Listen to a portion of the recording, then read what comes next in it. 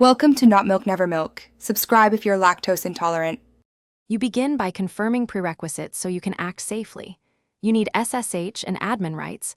Once connected, restore a one-click backup if anything fails.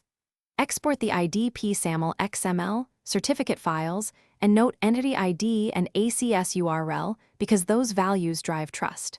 Make sure the Baroness Racetrack app version matches the SSO plugins supported list. Mismatches often cause token rejection.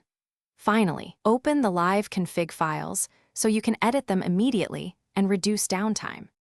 Now configure the SAML connection and claim mapping so tokens authenticate properly.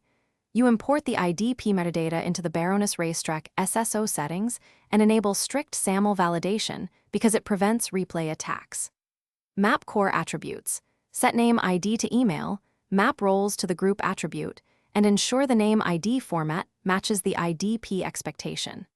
Install the IDP certificate chain into the trust store and set a 300-second clock skew tolerance to accommodate minor time differences between servers. Finish by deploying changes and verifying end-to-end logins so you can confirm the fix. Restart the web and SSO services, then perform login tests with both a regular user and an admin to validate role mapping.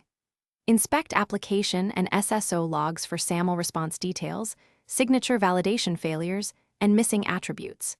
If issues persist, enable debug logging, capture the raw SAML request and response XML, compare entity ID and cert fingerprints, and re-import certificates to resolve mismatches quickly.